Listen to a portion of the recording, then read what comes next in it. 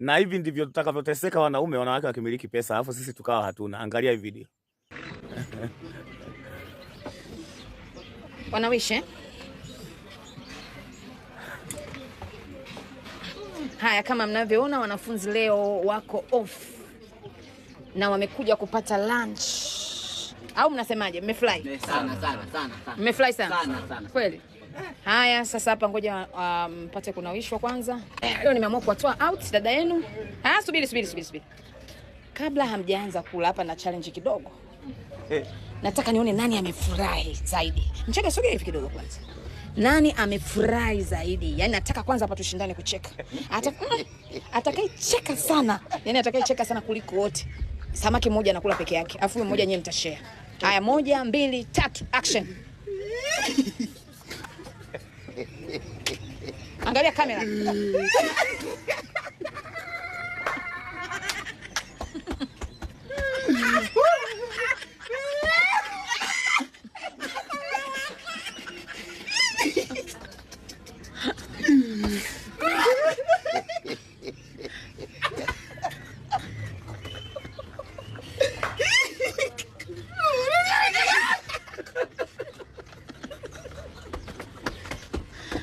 Okay.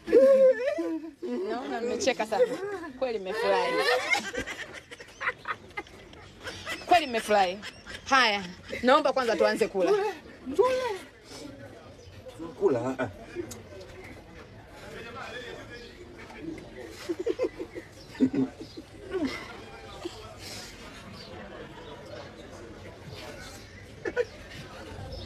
Utakuja kufa. Unaona?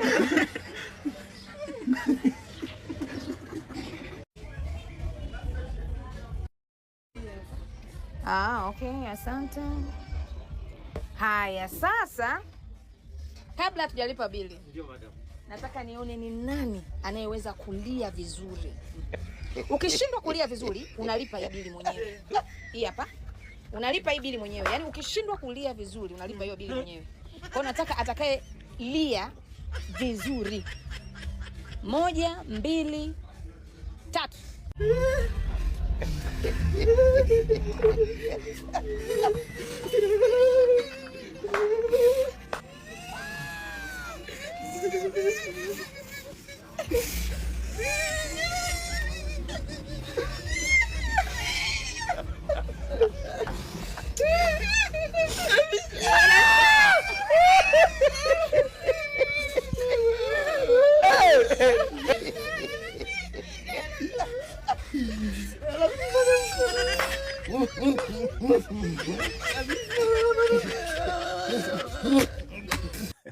Sikatai, hii ni content ndio.